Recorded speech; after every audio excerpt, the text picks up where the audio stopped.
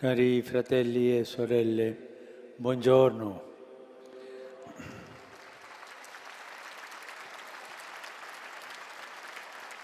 Desidero soffermarmi con voi oggi sulla parabola dell'uomo ricco e del povero Lazzaro. La vita di queste due persone sembra scorrere su binari paralleli. Le loro condizioni di vita sono opposte e del tutto non comunicanti.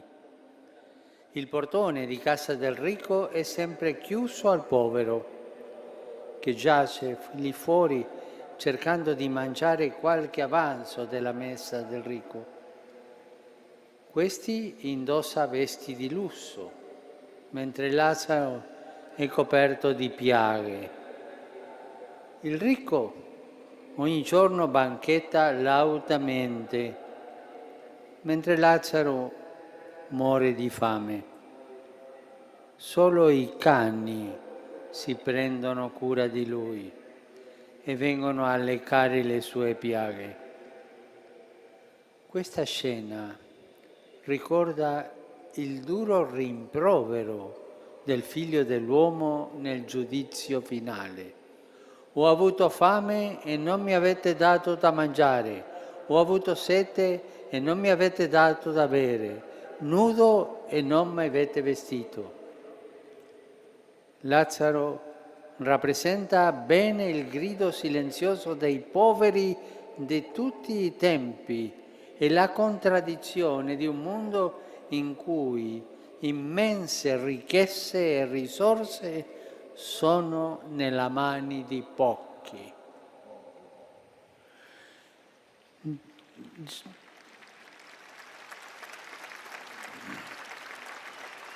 Gesù dice che un giorno quell'uomo morì.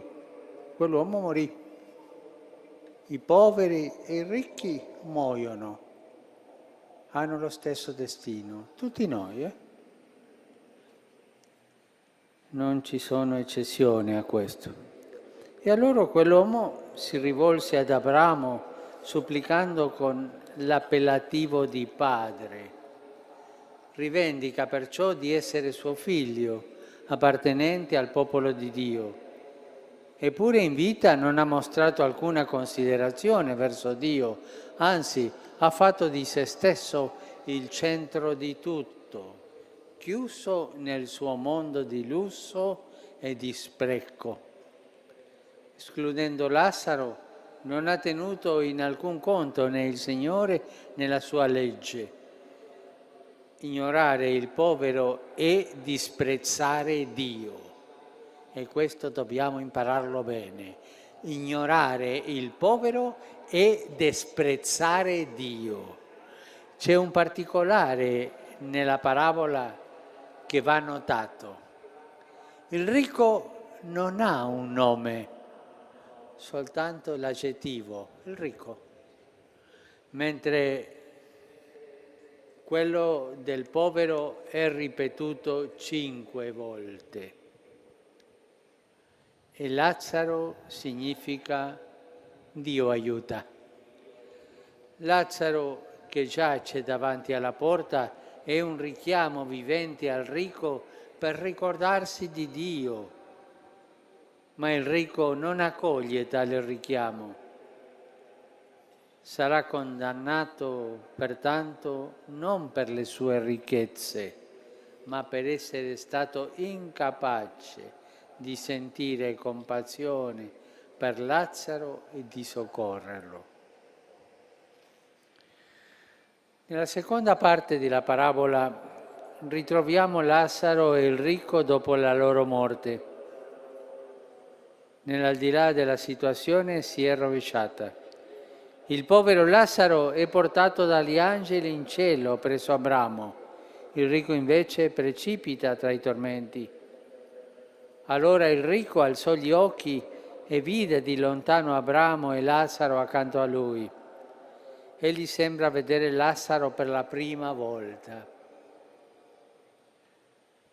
ma le sue parole lo tradiscono. Padre Abramo, dice, abbi pietà di me e manda Lazzaro, lo conosceva, manda Lazzaro a intingere nell'acqua la punta del dito e a bagnarmi la lingua perché soffro terribilmente in questa fiamma. Adesso il ricco riconosce Lazzaro e gli chiede aiuto, mentre in vita faceva finta di non vederlo. Quante volte,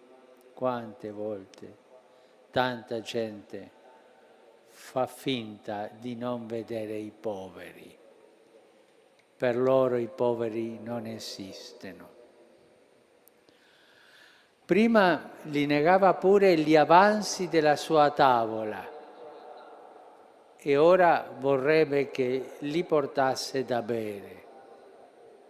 Crede ancora di poter accampare diritti per la sua precedente condizione sociale.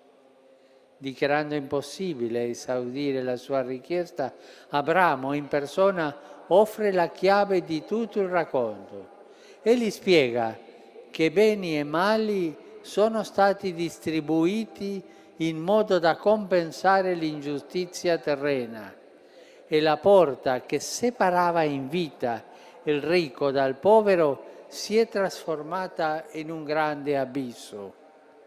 Finché Lazzaro stava sotto casa sua, per il ricco c'era la possibilità di salvezza, spalancare la porta e aiutare Lazzaro, ma ora che entrambi sono morti, la situazione è diventata irreparabile.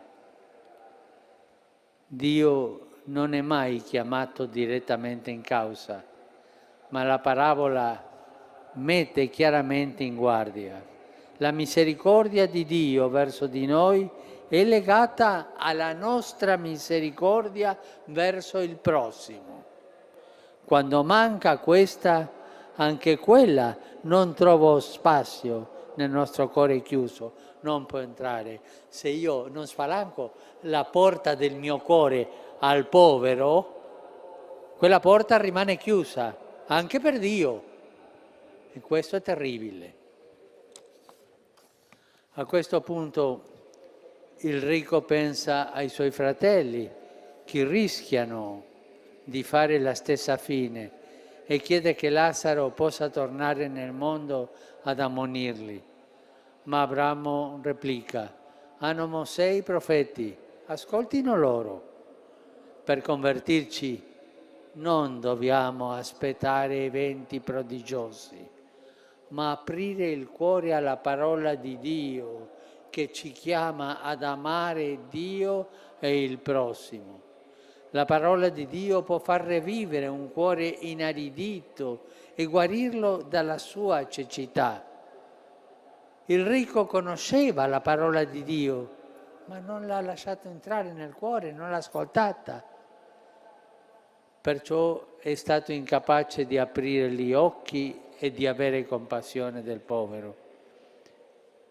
Nessun messaggero e nessun messaggio potranno sostituire i poveri che incontriamo nel cammino, perché in essi ci viene incontro Gesù stesso. Tutto quello che avete fatto a uno solo di questi miei fratelli più piccoli, lo avete fatto a me, dice Gesù. Così, nel rovesciamento delle sorti che la parabola descrive, è nascosto il mistero della nostra salvezza, in cui Cristo unisce la povertà alla misericordia. Cari fratelli e sorelle, ascoltando questo Vangelo, tutti noi, insieme ai poveri della terra, possiamo cantare con Maria: ha rovesciato i potenti dai troni, ha innalzato gli umili, ha ricolmato di beni gli affamati, ha rimandato i ricchi a mano vuote. Grazie.